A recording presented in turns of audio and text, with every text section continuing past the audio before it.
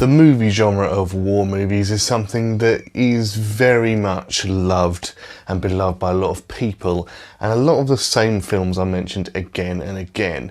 Saving Private Ryan, Platoon, 1917, Schindler's List.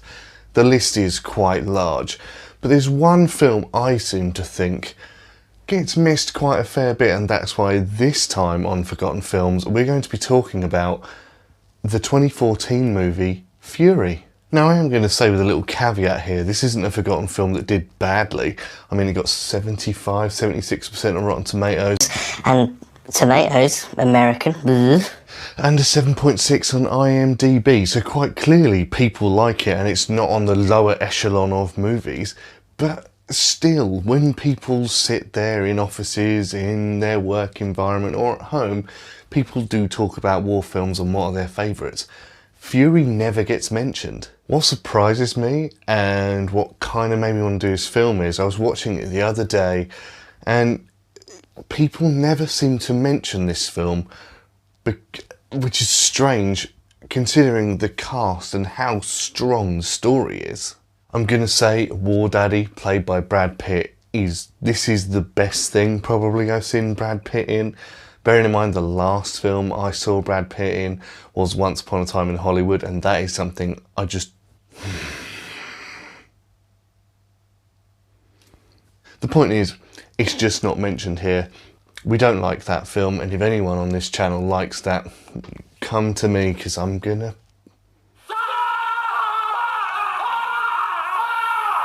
That's right, the film causes violence, so let's not mention that one. Like I was saying, Brad Pitt, this is his best film for me. Him as War Daddy, okay. For some reason, they don't really come back to it either. They give him the whole Tom Hanks tortured brain from killing all the Nazis thing, which doesn't really go anywhere. I think they explore that a little bit more in Saving Private Ryan with the shakes and he cries and things. Brad Pitt just kind of squats in the corner of a muddy field and feels sorry for himself and then just carries on killing Nazis and skinning their faces, which is very, very nice. This is the best film for me, probably my favourite Brad Pitt film. A man now who makes Daniel Day-Lewis's character acting look so stupid, looks like someone pissing in a sandbox. The less weird Shia LaBeouf in this, okay. There was lots of reports that he never washed the entire time he was filming this movie for authenticity. He also cut his own face and kept pulling the scab away to keep it fresh. He was still nuts, but at least he's not tattooing his entire body for a movie role. This was semi-normal Shia LaBeouf here. He was fantastic as Bible. Bible is a great character. He has some moments where he annoys me, like the very tense scene in the two women, the German women's little flat. He's very annoying in that, but then again, so's John Bernthal. We'll get to him as well. Either way, he's not annoying and he's very good. So I'm going to take that little snippet from Little Even Steven and I'm going to take that and put it in a good pile. He was good in this. Logan Lerman, John Bernthal and Michael Pena make up the rest of this little ensemble cast. They have really great chemistry together. They do look out for each other. They feel like a brotherhood in this little tank called Fury. You do follow them throughout the entire movie until, spoiler alert if you haven't seen the movie, until they all start dying. That does bring me onto the story. So yes, I've just given a lot of it away, but this film is actually based on little events throughout the war, not just one. They've sort of compiled stories together to kind of make it this standard thing. I think that works. I had to look into it. That is what they've done. Do a little bit of research on it. It is very interesting, but it's an absolute story that is solid and is super tense right up to the end. Fury is, of course, about a tank battalion in a tank called Fury, who eventually, towards the end of the film, get their tank tracks blown off and are stuck on a crossroads that they are told to defend, but they get stuck from an entire SS battalion and try and fight the entire lot of them off. To me, there's a lot of war movies out there, like they've got famous scenes. You've got pretty much 1917 is his own full scene anyway.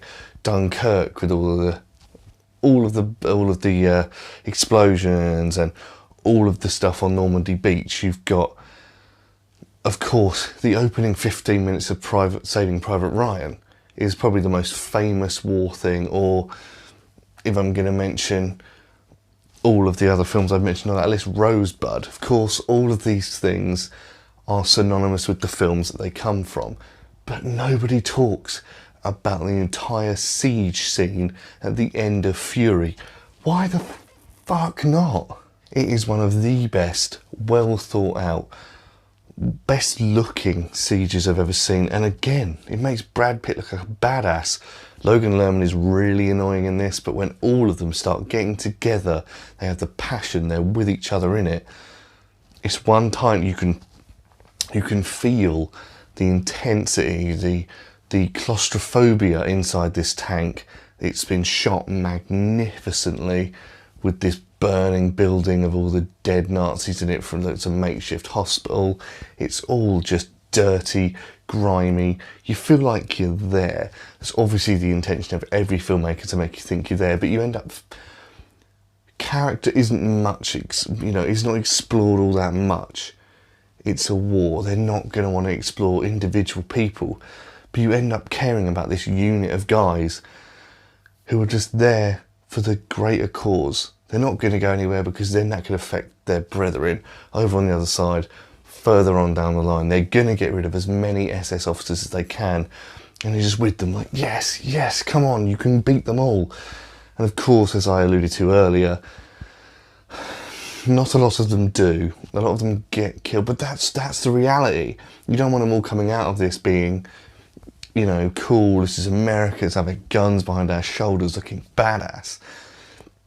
This is what Americans do in war films, and I'm so glad they didn't do that in this. This is a film that is raw, it is visceral, it is dirty, grungy, grimy. It makes you feel the pain of the guys, it makes you feel them, their fear, the blood, the sweat. It makes you feel everything. And I haven't had that feeling from a war film, probably except Saving Private Ryan, and that's from 1998. So it took that long from there to 1917 and Fury. Obviously 1917 I saw after, so I've since Fury, I've then seen that. So there's only 2 or 3 films that make you feel like you're there, and there is not a better advert to see Fury. Guys, if you have not seen Fury, I think it's over here on Netflix in the UK. I'm really sad I own it physically because people don't do that anymore, but I do have it. And I think it's on, we watched it on Amazon Prime the other week. So it's definitely out there for anyone who hasn't seen Fury. If you like a good war movie, please check this out. It is a fantastic film full of grime, dirt, and I've said all that before, but Jesus Christ, if you haven't seen Fury, I want to know why. It is a fantastic film that has been overlooked, I think, personally. It's been out there for a few years now, so if you can check it out at any point, please do. It is totally worth it. So there you have it, guys, another edition of Forgotten Films. If there is films out there that you think don't get the love that they deserve, then please let me know them in the comments down below.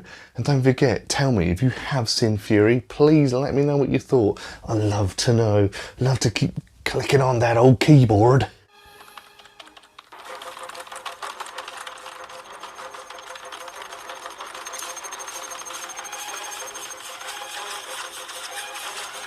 And please don't forget while you're there to press subscribers, because we are still about 1.8 million subscribers behind Chris Stuckman. I will find you. And I will kill you. Not really. I'm not that much of a nutcase.